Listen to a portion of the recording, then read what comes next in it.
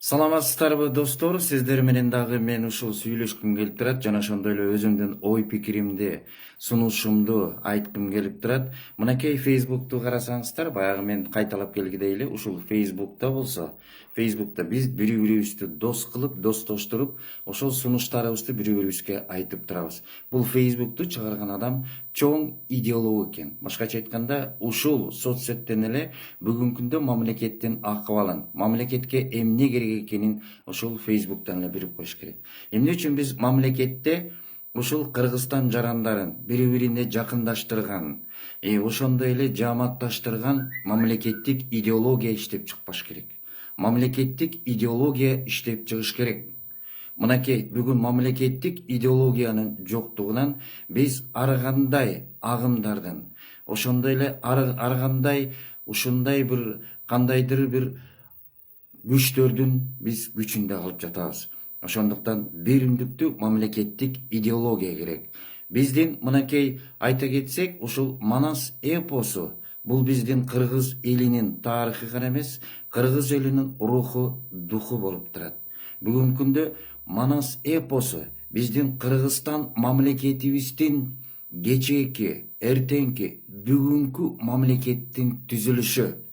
Манас эпосун окуган адам бул биздин Кыргызстандын, кыргыз элинин руху, духун көрүп турат. Мына карап көргүлөчү, Манас эпосунда миграция, ошондой эле инвестиция, ошондой эле саясат, кадр маселелери турат.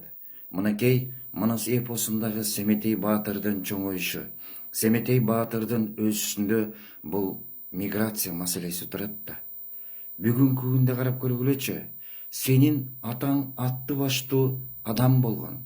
Ошондуктан сен бул Кыргызстанда калбай, башка чет өлкөдөн билим алып, тарбия алып, кайра Кыргызстан өлкөсүнө салым кош деген энелер бар. Билимди чет өлкөдөн ал.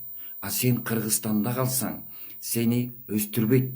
Анткени себеби биздин Кыргызстан өлкөсүндө тааныш, билиш, ошондой эле жемкорлор бири-бири менен камыр жумур болуп, кадр маселелери сени жолотпойт. Ошондуктан сен чет өлкөдөн эсип кел деп.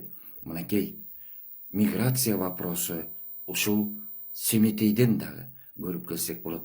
Бүгүнкү күндө ошол эне атасын ээрчип кеткен, же болбосо ошол кичинекей чагындан чет өлкөдөн окуп келгендер кийинки биздин өлкөгө чоң Семетей Баатырдай болуп, кадр болуп өсүп келиши мүмкүн.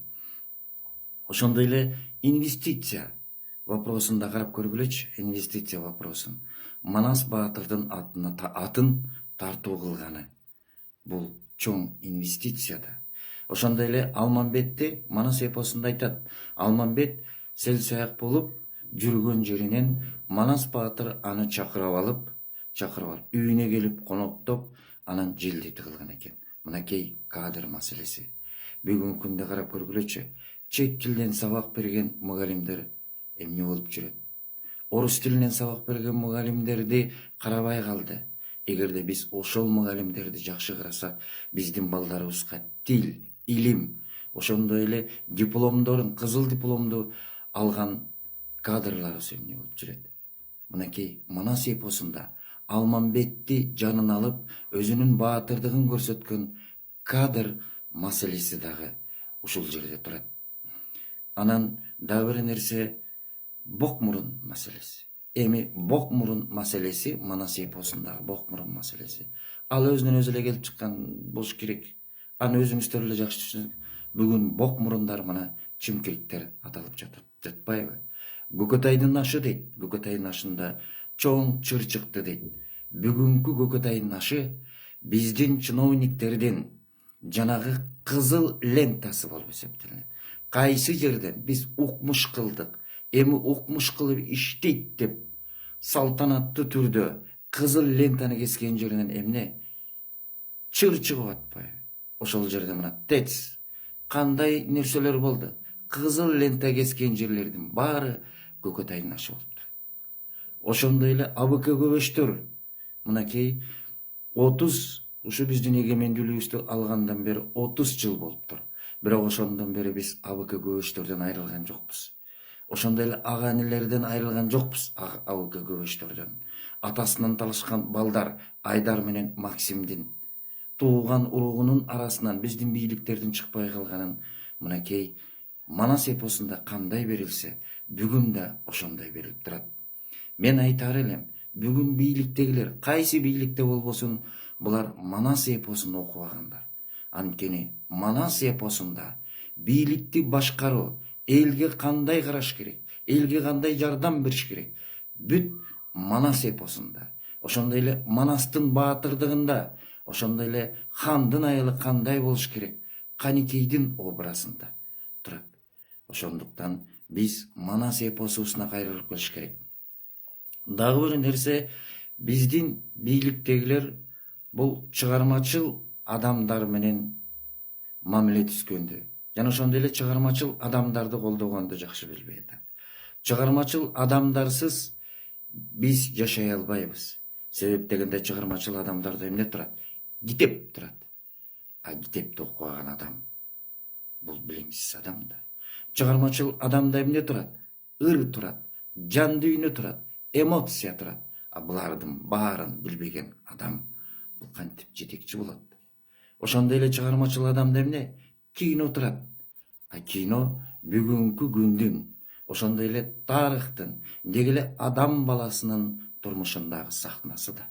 Мына ушулардын баарына көңүл буруш керек. Биздин бүгүнкү күндө сапаттуу, ошондой эле сабаттуу кадрлар керек. Анын баарын биз, эгерде биз өзүбүздүн билимибизди тереңдетебиз десек, өзүбүздүн мамлекеттик түзүлүштү оңдойбуз десек, Манас эпосунан башташыбыз керек. Мына даяр шпаргалка, даяр түзүлүш бул Манас эпосунда турат.